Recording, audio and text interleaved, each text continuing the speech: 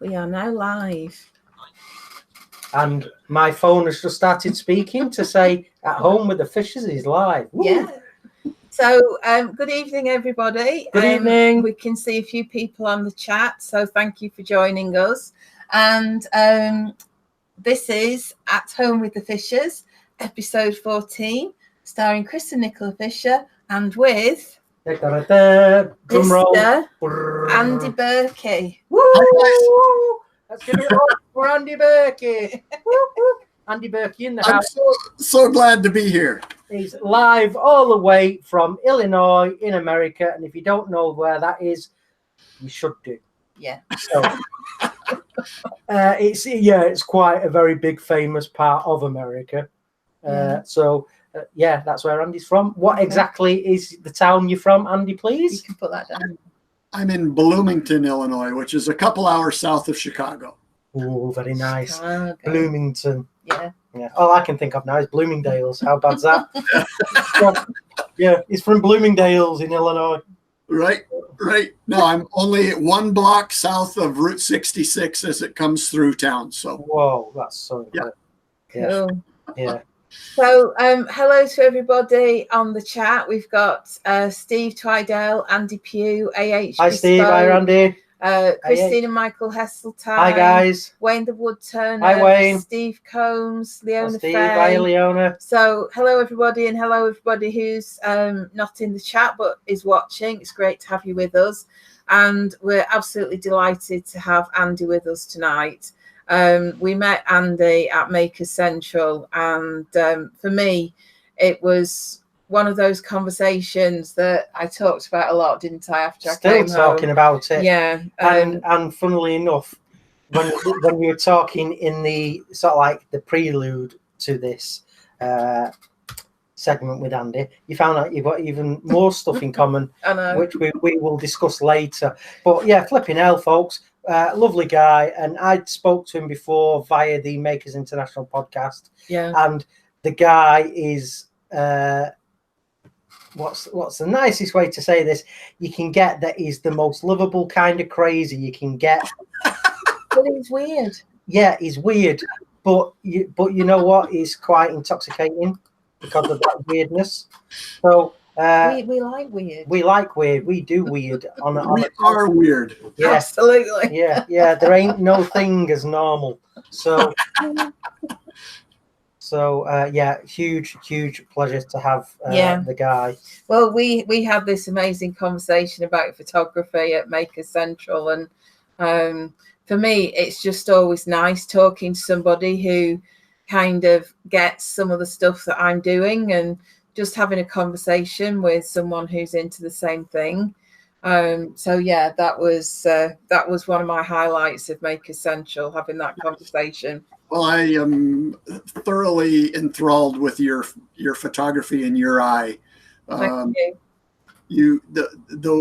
Of being able to see something and then translate it to an art form, no matter what that art form is, to me is what it's really. That's what separates us as artists. And for decades, I totally rejected that term. But to be able to translate what we see into another form is, to me, that's what this whole thing is about. Yeah. And that's why Nicola is a maker. I heard the Jamie Page where she said that she wasn't a maker, and I called rubbish out loud. Out loud, I said, that's rubbish. I know. I've said it to her so many times. She's a maker. She's creative. And just because she doesn't go and play around with table saws and lathes and bandsaws all day doesn't mean that she's not a maker. She's just a different medium. You just make things differently to, how I make things. But you're still an artist. You're still a maker. So, Andy, I've been having a look at some of the things that you've been doing. You've made a beautiful quilt recently. Yeah. You do photography. You work in your shop from very early in the morning. You've been working on a project for a church. Right. Doing those lovely pieces that I've seen on Instagram. and you were in Lancaster in the 1980s. So that was quite a spooky thing. So talking about what you do as a maker, and talking about, you as an artist, and it's about seeing stuff in a different way. Why do you make? Why do I make? I don't have a choice. I have no choice. I have to make. I can typically, if I'm going on holiday, I can do 2 days without making. The third day, I have to do something, or I start going a bit wonky. Cooking is a good release for me. I love to cook, and I cook a lot. So a lot of times, if we're going on holiday, I will, we'll get a place that has its own kitchen. So we'll do that. Photography helps me. For me, this is a whole life. This is my life. This is my world. It's what I am. It's what I do. It's what I'm passionate about. I have no choice whatsoever, and it keeps me off the wall of the post office. Do you guys know what that means? No. In America, if you go into the post office, they have all the FBI's 10 most wanted list. All the pictures are on the wall of the post office, so you can see them. And I like to say that making keeps me off the wall of the post office. So how long have you been a maker? When did you start making? Boy, kind of like Jamie, it's hard to remember a time when it wasn't. We were always, stealing tools out of the garage and making tree forts and, getting into trouble, doing things. So it was just always, I think the first thing that I remember making was I was about 10 or 11, and I had a lawn mowing business, and I had to alter my bike to tow a lawnmower behind me so that I could pedal around and do that. So, it's always been part and parcel of who I am. My family, they've gone different ways, but I've always had this bent of just being tactily involved with my environment. And I was 5 years behind my closest sibling. So essentially I was an only child raised that way anyway. So I spent a lot of time alone, and was always very comfortable being alone. So. So when did you start making for a living? That would have been in 1983, I think. I got back from Europe, and after I tried to sell real estate. I got my license, which was in the States. It's kind of an arduous testing that has to be done. Yeah. And so I did that and had an illustrious career of about 4 months before I realized that I absolutely hated it. And I got, I think I made $50 in 4 months, and decided that I better reconnect with what I really enjoyed doing very quickly. Yeah. So I became a carpenter's apprentice, and was instantly at home. And I was very fortunate because I got onto a crew that was guys that I really looked up to, and we hung out a lot, and we were best friends, and sailed and hunted and fished and did everything together. Plus we worked, which is a very odd thing, but again, it kind of goes back to this, that's your whole life, of being either making or being around people who made stuff. It's not that sense of community again that but it's nice that sense of community extended not just from the tools and the job for you, it extended to the social network that it gave you, and true dear friends that you could rely on and look up to. So definitely that's really, really nice. And I think more and more of us that are making now, we're beginning to realize that a lot of the people that we're getting to know through the maker community are, when the chips are down, a friend you could rely on. Right. So, but it's nice that you sort of like started down that path at such a young age, and it's just, I think it's probably gone a long way to help make you sort of like the guy you are, and you know that. Yeah. It certainly comes across that, you know, these friends that you had, just hearing talking about it, then they played an important part in your life and still do. Yeah, definitely. And I think there's something very that, you know, as makers, we kind of take for granted, but I think there is something that is really grounding about making things with your hands and making things with a camera, Nicola, that you and I can relate to.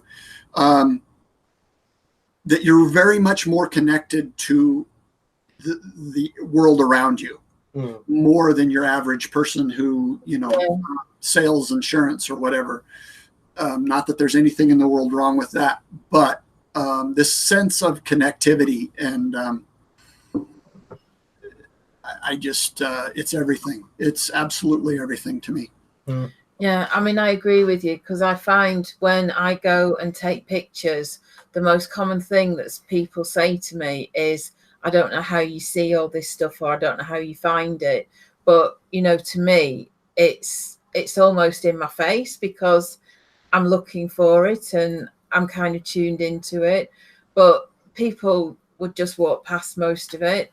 And I think when I first really got into photography, and I was using my DSLR a lot, I used to go into Manchester, and if there were events on, like a demonstration or Remembrance Sunday, I used to photograph those. So you ended up running around trying to get all your shots, and sort of being a bit like the paparazzi. And there was a point where you'd kind of go into auto drive. It was like something clicked in your brain, and everything else gets tuned out, and you're almost in this state of flow. And I got to the point where I could tell when it had happened. And it's sort, I don't know, it's sort of, you're so connected with your camera, and you're just seeing stuff and taking it. And it's that, for me, is one of the best feelings when you get into that state. You're just completely immersed in it. And I think that's sort of that connectivity as well. No, I have very much the same. I can reach that state in the shop and do frequently, especially when I'm doing the Gothic stuff, because it's very layered, and you have to plan each layer before you start the first one. But the camera lets me do that almost in a meditative state. Yeah. Especially, I was out the other day concentrating on the dewdrops on a mushroom. At the break of day, they're in golden hour.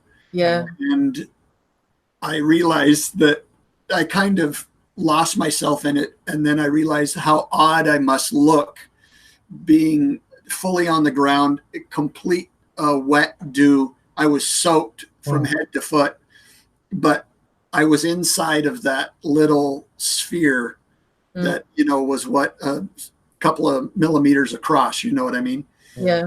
And, I don't know. I love it, because you realize that a couple hours have gone away, and you know, to me, it's a meditation. Yeah. I agree. Yeah. There's something very magical about it. I've loved photography since I was about 9, and I got my first camera. And back then it was film, and, you know, I used to wait for the postman coming. But when I got my digital camera and I could just come home and download everything, that really transformed everything.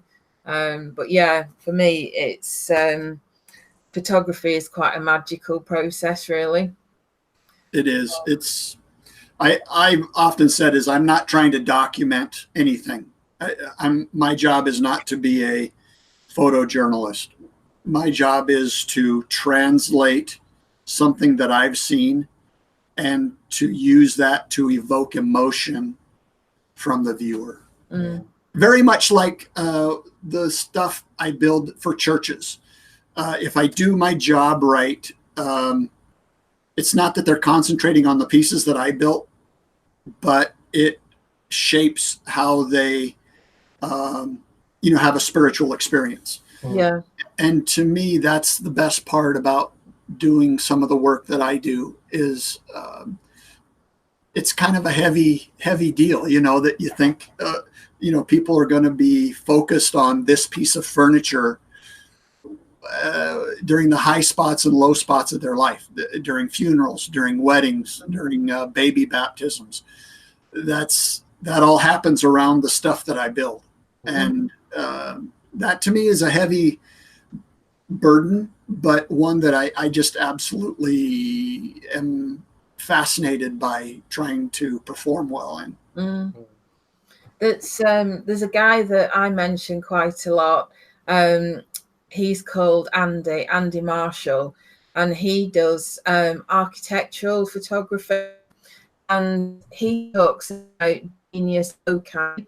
So he goes to a lot of these really old churches in the UK, and some of them are not used anymore, and he takes lots of pictures, or it might be a church that is being sort of protected, and he'll take a series of pictures.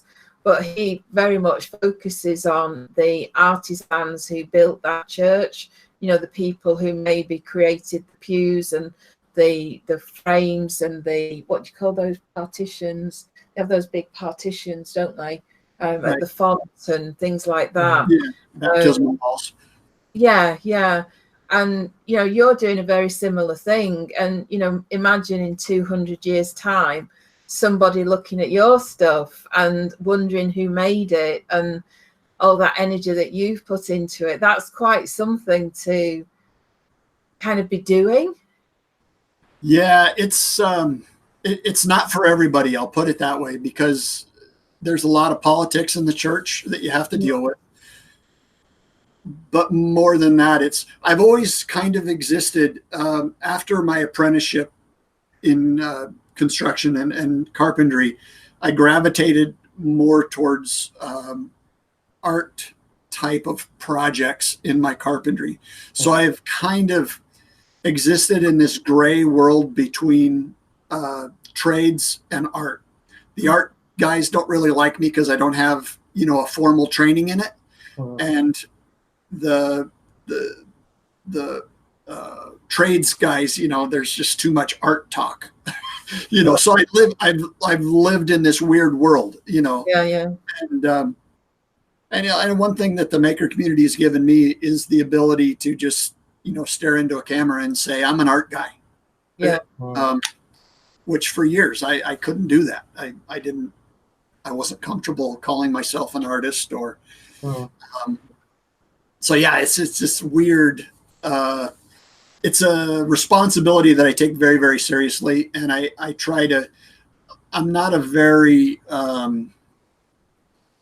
formal type of guy in my personal life, but in the formality of the spaces that I work in and the stuff that I build, I take that very seriously.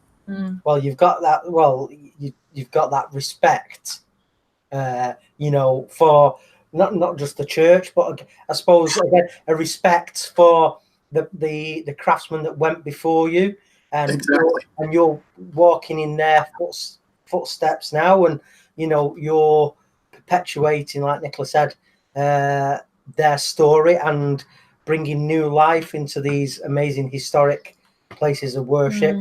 Whether you believe in God or not, you cannot help but be moved and feel a shiver when you walk into a cathedral or a huge, beautiful church, and you've got all that beautiful wood, the carving, the stained glass, the marble, the brass work, the gold leaf and the gilting. You cannot forget the religion part, and I know that's very important to a lot of people, millions, but it's the energy. It's the energy. It's the energy, and you can feel the energy of the congregation and the craftsmen.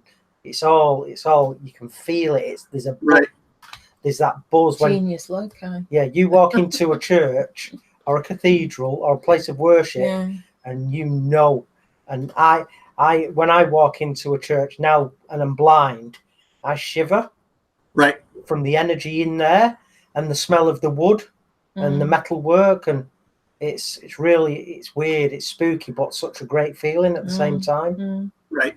That is successful design to me. Especially Gothic architecture. From the very get-go, it was meant to give that feeling to people that had no concept of what the church was trying to sell, of this concept of God. Shock and awe, man. Right, exactly.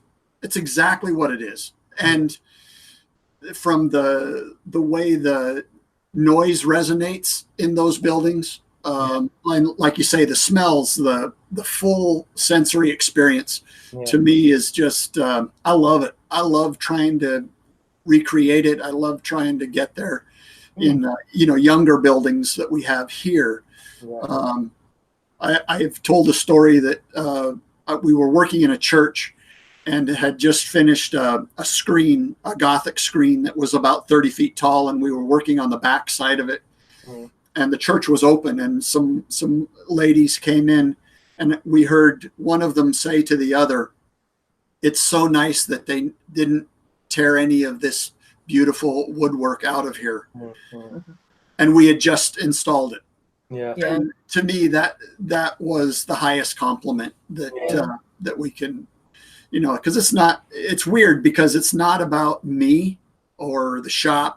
It's really, in those spaces, it's really all about that emotion and that, what'd you call it, Chris? Not the creepy feeling, but what you called it something. What was it just now? The shiver. The shiver. Yeah. It's all about the shiver, That's brilliant stuff. So the things that you've made, have you got anything that really stands out or is a favorite of things that you've made? I made a 10-foot tall tabernacle that was gold leafed and kind of a crazy piece of furniture that was one of those ones where multiple times during the build, I'm nearly on the verge of tears because I have no idea where I'm going with it. And I had a really cool experience in Florence, Italy. I was reading the diaries of Brunelleschi, who was the architect who invented the dome. This guy changed architecture forever by inventing the dome. And I was reading his diaries, and he's basically, all those feelings that we have, we're inadequate, we have no idea what we're doing, we're frauds, all that stuff he has written down in his diaries. So that was a really cool experience for me to go, okay, wait a minute, maybe I'm not quite the basket case that I feel like I am sometimes. But yeah, some of those pieces, the tabernacle is the holiest spot in a Catholic church. I mean, it is the concentrated holiness, or whatever you call it. So it's a big responsibility to do that well, and to make something worthy of that. Yeah, that sounds amazing. So you mentioned a little bit about the maker community. What difference does it make to you being part of this wider community? Is it important to you? Has it been interesting connecting with other people? Yeah, the community gave me joy. I was very much 4 or 5 years ago when I got recruited into one of the groups. I was just going through the motions. I was paying rent. I was in my shop and I was making, but I had lost the joy, and I was kind of drifting into that middle-aged, cranky old guy of, no one, after I'm gone, no one is going to be able to do what I do. And no one wants to learn. No one wants to do the work to learn. All those things where you're kind of sliding into old guyness. All of a sudden that it wasn't allowed, because there were people that enjoyed what I was doing and they wanted to learn what I was doing, and they understood. For once in my life, somebody understood the weird little kid that is Andy in the back of art class. Yeah. You know, so to me, it was all of a sudden this mind-blowing thing of, wow, here's my tribe. Here's people who understand me, you know, and I don't know. They gave me the joy of making back, which I will never be able to repay that debt. Yeah, we say it every time, because obviously we ask people who are on the same questions, and you know, we say every time how amazing the maker community is, and it is unlike anything else we know, isn't it? And yeah, it is a truly wonderful community, and you get. Now, I don't like using the word excited because it's not good for my anxiety levels. I try to keep my excitement levels in check. But if I can think of another word, I get so enthused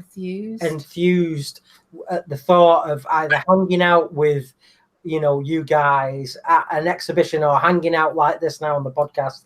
It's like, oh, I can't wait, and oh, we've got a podcast tonight, and oh, I've got a demo this weekend, or, you know, there's Maker Central, or it's like, it's really is, it helps you focus so much, and it truly is a very, it's all happy memories for me, because my being blind, every second of my day is a memory. Right. And that's the best way to sort of like describe being blind. You know, it's sort of like you're living an eternal memory. And yeah, I couldn't wish for, you know, much better memories than what I get from the makers. Very cool. Yeah, it's pretty cool. Very cool. Right, I'm just going to have a quick look at some of the comments, because people have been saying things. I always do. Leona said, great to see a smiley Birkey on a Monday evening. Hi, Leona. Andy Pugh, hashtag actual moron. Steve Twidell, Andy can speak using photographs. He's fudging awesome. JP said amen to that. Yeah. Everyone is going to see why I have Andy's logo on my leg. Question for Andy from Steve Twidell. Does he have a vision in mind before taking his photographs, or does he shoot what is in front of him and then decide how to present them afterwards? Definitely, I don't have any agenda. Actually, the whole thing is, for me, photography, especially in the early mornings, is going out to find what the world is going to give me. Because a lot of times I'll be set up and ready to go with for the sunrise. I'm studying clouds and trying to figure out, you know, how they're going to light up according to the elevations of the clouds, and try to see if I can get a tree, you know, to line up with clouds and the sunrise and do that kind of thing. And then all of a sudden I'll turn around and there's dewdrops that are completely demanding my attention, and I forget all about the clouds and the trees and everything else and head in a different direction. Yeah. To me, it's a total metaphor for the way I want to live my life, and that is just to be entirely in the moment. Correct. Yeah. I mean, it's I now over the past 10 years or so have studied a lot of Buddhist philosophy, and that made me a much better photographer. And that is just having no preconceived ideas. I don't want to force my way into a photograph. I don't want to jam content into my lens. I want to turn around and I did a picture, I think it was last weekend or the weekend before, where Fiona, all of a sudden, I was totally concentrated on something else, and Fiona walked beside a large mud puddle, and the reflection was perfect. And I knew I had a limited amount of time before she would start doing something else. But to try to capture as much of that and frame it quickly and do all that, to me, was just, again, we're talking about flow state. There's nothing else going on in my world. And, you know, I worry about design. I worry about stuff that I'm building in the shop, and to have that totally gone for, you know, an hour or 2 hours, that's, to me, it's just absolute, complete and total magic. Yeah. Do you ever see anything when you're out and you just go, oh my God, I've just got to photograph that? You know, you see something and it's just that the light coming through the trees or something, and it's just so amazing. I get that sometimes, and you just can't wait to photograph it. And it's like, oh, I've got to get it. I can't let that slip away, or the light change. And there's kind of that urgency sometimes, I find. Yeah. Well, and I like that part, because I think as adults, we tend to say, someday I should make art, or you know, someday I should make something. I would be making something if I wasn't so busy. To me, this is a great example of no, do it now or you don't get it. Yeah. You know, and light is magical that way. Look, it's right now. Either you prioritize your art right now or you don't.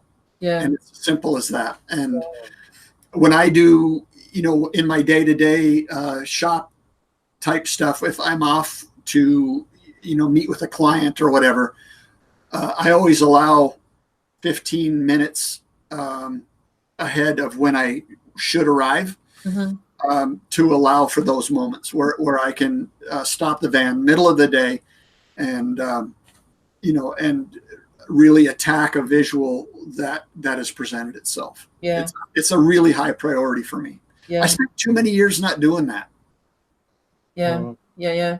Well, I agree, because I've been in my car sometimes, you know, going to a work meeting, and you see something, you think, oh, that make a fantastic picture, but I can't stop because I'm going to my meeting.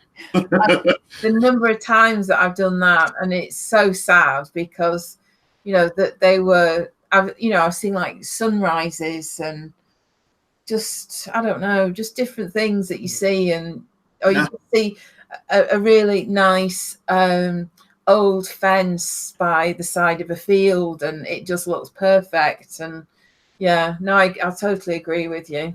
Now, I also do this, is I have stocked, what I call stocked, a tree. I knew I wanted to take a proper picture of this tree. I think I stocked it for 3 or 4 years before I had the right light, the right setting, the right atmospheric conditions, everything. But I would look at that tree over and over. And I had a nephew who I said something about this tree to him. We walked by it, and I said, someday I will take the correct picture of that tree. But it took 4 or 5 years. Yeah. Barns are that way for me too. I have a database in my mind of old barns that I just wait for the right conditions, the right cloud bank behind them. Yeah. All that kind of thing. Yeah. How did Andy get his first job carving? Who asked that one? JP Woodwork, and he says, being a Wolves fan, you'd think you'd be used to being alone. Okay, all right.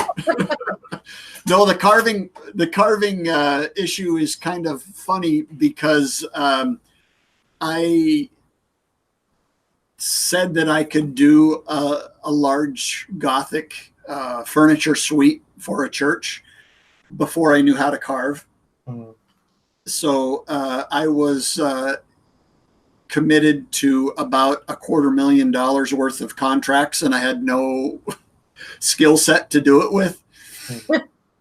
So I had to jump off and get some intense schooling very quickly for a couple of weeks, and then I came back and had a basic idea of what I was doing. But yeah, it was very much panic driven, learning to carve, because I was too stupid to know better. That's what you call winging it.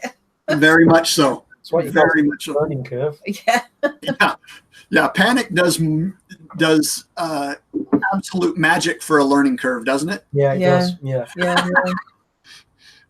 It's kind of like, hey, can you fly this plane? The pilot just keeled over. Yeah, I definitely can learn how to fly this plane. Yeah. Right, let's have a look. Strings and blings, Jen's woodworking and things. Says, first time I've seen everyone so busy listening and watching that they aren't chatting. When is the bacon report coming back? I had a is that Jamie also? Yeah.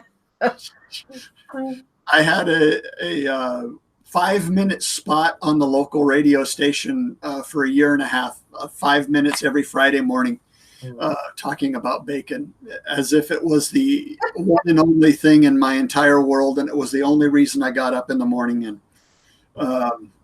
I was my name was the Bacon Master. And so for a year and a half, every Friday, I talked about bacon for 5 minutes. Wow. I'll tell you, Andy, you have smoked some bad granola, mate. No. Oh, yeah. Oh, you would have no idea, my friend. You have no idea. JP says, seeing Andy in his element at Canterbury Cathedral was incredible. Yeah. Yeah, I can imagine. Definitely a WTF moment, was it? Yeah.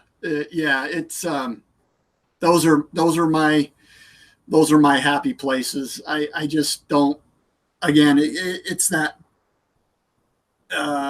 sensory overload. And I can't imagine, of course, Chris, losing one of my senses, but in those places, it's coming at you from every direction. So it's remarkable. It's a remarkable transcendent thing for me. Yeah, it is. Yeah. Steve Twidell, he said, would Andy like to be part of the Notre Dame rebuild? Yes. I'll have to think about it. Yes. Yeah. No, it's kind of funny, when the afternoon that it burned, I was on my couch in tears, quite frankly. Yeah. And I wandered after an hour or two watching it. I couldn't do it anymore. I had the loss. It was like I cried more for that than some of my family members, to be honest. So I went back out to the shop, and my wife came home from work. And before I could say anything, she said, in case you're wondering, yes. And I said, what? She said, if we need to move to Paris, yes, I'm in. Oh. It was like, so yeah, no, I would, that would be, it would be, to me, it would be one of those things that you've prepared yourself for 35 years to be ready for something like that. Have that actual honor. Yeah. To just have people think that I would be interested in going, to me, is an honor. But yeah, I would be there so quickly if that phone rang. Wouldn't even be funny. I used to sit in Notre Dame when I lived in Paris. I used to go and sit in there, in between classes and stuff.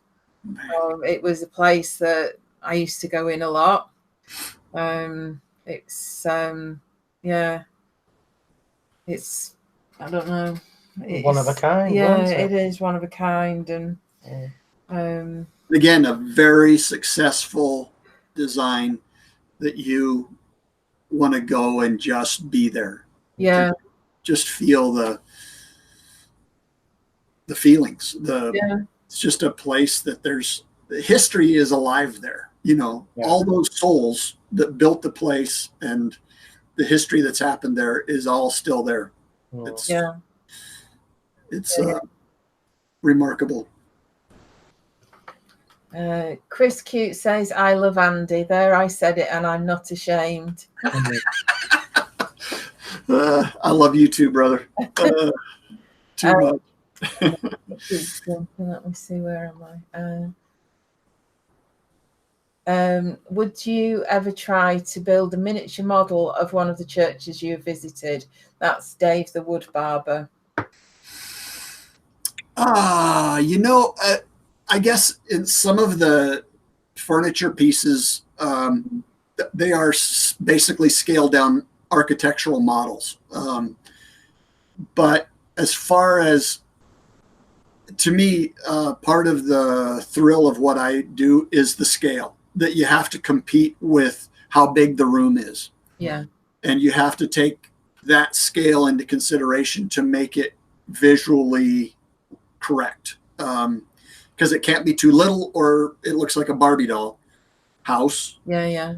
And it can't be too big because it's competing with the real stuff that's happening in the room. So it has to be just right. And to me, finding that proportion and that scale is part of the challenge. So so I hadn't thought about doing a miniature, no. I'm just seeing if there's any more questions. There's loads of comments on here. Right, if anybody's got any questions that I've not asked, just stick them on the end and I'll try and catch them all. So I'm not sure whether we've covered some of this, but what sort of things do you really love making? If you can just do something for yourself, what would you love to do? Boy, you know, I like venturing into art stuff because I don't know fine art stuff because I don't know what I'm doing. And I really enjoy digging the chasing the newbie feeling, that feeling of being unsure and being bad and being terrible at what you're doing. Because to me, it's very freeing, because in my work, I don't have the luxury of not producing something worthy of the contract, right? Yeah. So it has to be as close to perfect or perfect as I can make it to be able to paint on canvas or put mosaics and potholes out in front of my house. It's bad. It's bad. Technically, it's terrible work, but that's incredibly liberating to me, and just like a mind-blowing, I don't know, I just love that part where you're just exploring something, and then it comes out halfway decent and you go, damn, I can't believe I did that, you know. I like that joy of exploration. Yeah, that's pretty cool. Yeah. Very cathartic. Yeah, I think as well, it's like that. You can get held back a lot by perfectionism, and if you can get past that, then you can actually do something. And it's like I'm finding it. True perfection has to be imperfect. You know this. I am fascinated that you brought that up, Chris, because I was this morning thinking about this. I am obsessing about a little, what they call them, crockets. They're the little details in Gothic furniture that literally are the size of, how many centimeters is that? 472. Okay, 472 centimeters. I don't know what you're doing, man. So the size of a coin, this little thing is, right? Right. And I'm in this thing deep in my head. And then I have to take a step back and say, this thing is going to be 20 feet in the air. This isn't perfect. This shouldn't be perfect because it doesn't matter, right? It's perfect enough for the distance that it will be seen from. So in reality, I would argue that that's perfection. Yeah. That's why I've always said on these big scale pieces, if a guy makes a cutting board that feels brilliant, that to me, that those kind of things that people interact with very closely, the turning, the bowls, you know, the bowls and little cutting boards and things like that, you've got nowhere to hide on those things because people are not only looking at them as close as they can, they're touching them. They're smelling them. They are fully involved with it. Where the things that I build, the big ones, it's like shock and awe. There's so much detail and so much scale that people, you know, they get knocked back. So the reality of it is you can get away with bloody murder if the visual's right. Yeah. So I have so much respect for you guys that make these things that people handle. You know, especially the guys that'll sell them at, you know, like craft fairs and things, because people are coming up to the booth, inspecting your work to find something wrong with it. To see if it's worth their money, right? It's just such a different interaction from the stuff that I build. Yeah, interesting. Yeah, but you're right. As soon as something comes off a wood turning lathe and you've got an audience there and they're going, "Oh, great," but you can hear them all critiquing it. Exactly. Or you can sense them critiquing it, and you know, it's like first thing they'll do is feel it. They'll flip it upside down, and you know that's why I never ever leave the bottom of my bowls or anything I make, because first thing they do is flip it upside down because they're waiting for you to fail. Right? Yeah, that's it, isn't it? Yeah. The only worse critic than them is ourselves. Exactly. Oh gosh, yeah. Well, I mean, I'm definitely my own worst critic. I think nobody else can be as critical of my stuff as I am. And that's why it's good when I do a piece. You know, well, if it's a commission, you know, Nicola will look over it and say, "Yeah, that's amazing," and yeah, it's good to go. Luckily, I haven't had a moment where Nicola says, "No, do it again." It's the only sort of like the thing where I might slip up is when I've made a pen for somebody and I've pushed the parts together with the pen press. You know, Nicola might say, "Oh, right," because you can push pen parts together just a bit too keenly, and you can split the wood because the wall of the thickness of the wood can be that thin around the glass tube. So I'm also sort of like cautious, and every now and then, on a very rare occasion, Nicola will say, "Oh, that metal part isn't quite touching the wood," so I'll take it back to the workshop and just give it a little bit more of a nudge just to close that gap. But with regards sort of like my main turnings and bowls and goblets and candlesticks, you know, not once has Nicola had to say, "Don't like it, do it again." So that's cool. But she looks really hard. Yeah. It's just I've always, that's it. And you know, I don't bring it up out of the workshop until I think it's right anyway. Sort of hedging my bets a bit. You cover your butt is what you do. Yeah, covering my ass. Yeah. So now this could be quite an interesting question. Tell us something that the maker community doesn't know about you. Oh. You've got this huge list. They know quite a bit. We'll put it that way. I don't know. I actually was thinking about this earlier today because I thought, oh God, you know, they know I've stolen a car. They know I tried to sneak into East Germany in 1981. They know a little bit about the poorly fashioned smuggling career. But,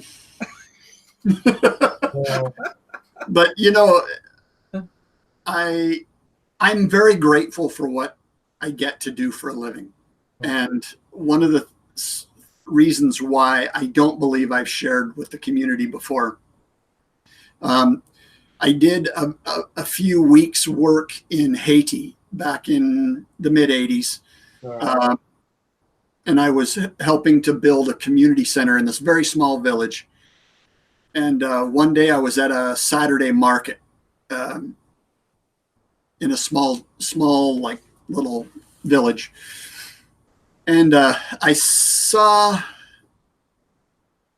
just these guys that their job was, guys would slit the throat of a goat. And they would pull it over to these guys that would sit by the river. And my thought was, oh, okay, these guys' job would be to take all the guts out of the goat and get it ready for marketing. But what I realized is this guy's job was to take the skin off the goat, and how he would do it is make a small slice with a knife down by the Achilles tendon of the goat. And he would start to blow air between the skin and the meat with his mouth. And then when he would get a little pocket of air, he would beat on the skin so that it would move the air further. And then he would basically inflate this goat so that then they could take and skin it, and basically the skin would fall right off of it, and they could use the hide for some things, and then they'd had a fully skinned goat to sell for meat. But that was this guy's job all the time, was blowing air between,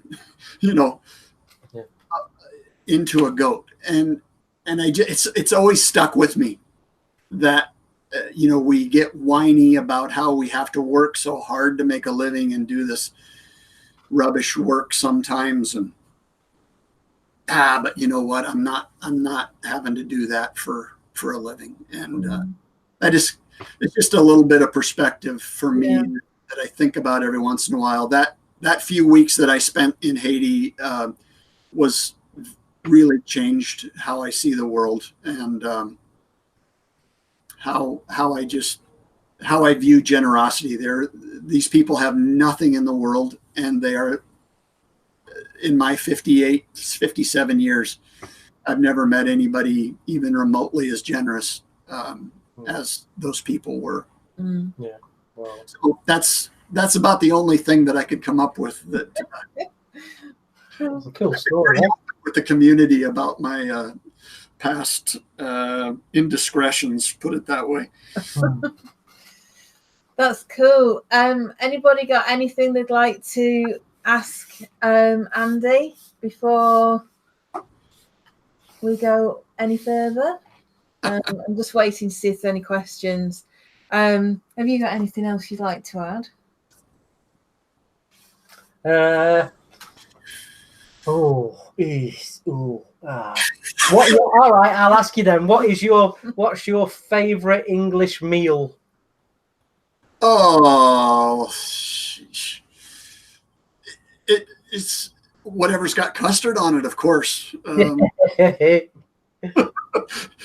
to the school that I went to, you had the same dessert 3 times, just different amounts of custard on it every time. Oh, yeah. So the drier that the cake got, the more custard they would fill the dish with. So. All right. I always thought you was a spotted dick, man. I'll go to town on some spotted dick. There's no doubt about it. Yeah.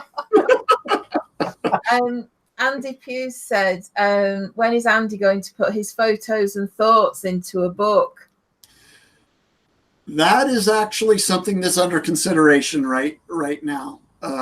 We're kind of that, just the fact that I know you've got one definite confirmed sale here. Yeah. Well, Thank you. Just the fact that, being a completely untrained and self-taught photographer, especially, how cool is this community that you get that kind of positive reinforcement? And I was shocked and at the makers auction for McKenna. One of my photographs sold in that I was amazed that it would sell for what it did. And I don't know. I mean, I'm getting used to that idea of something that I do very selfishly as a meditative practice. Mm. The fact that those images influence people and they appreciate them enough to want to see them published is just completely humbling to me. So, yeah. Well, I'm going to look forward to that. Good. Thank you. Yeah. When it comes out, I'll buy that for you, Nicola. JP says, what's a LUTES? Lutz? What's a Lutz? Yeah. That is a good question. Are you guys familiar with Bill Lutz at all? No, I don't know. No. He was he and I came into the maker community about the same time. And we met early on. He's from California, but visited Illinois and we got together. But Bill Lutz is a very special, a guy who's been through a lot in his life and has come through it and kind of come through this conduit of making also, with an amazing attitude and just a great take on life. And he's a member of Reclaimed Audio podcast, and is just an outstanding human being, and just all the love in the world for Bill Lutz. We'll have to look him up. Yeah, you do. Yeah. Very special. JP says, who's next to be interrogated? When will the maker interrogations begin again? Chris Cute. That makes sense to you? What was that? Yes, it does. Randomly, the first time I met Bill Lutz, I tied him to a chair. Put him under some very bright lights, and we filmed a one-take maker interrogation, but we did it in one take. I had asked several people, and this is years ago. This was in 2015, I think it was. But I started a group chat and said, here's what I'm thinking of doing. Give me your questions. And so I had a page full of questions that I just fired interrogation style at this guy strapped to a chair.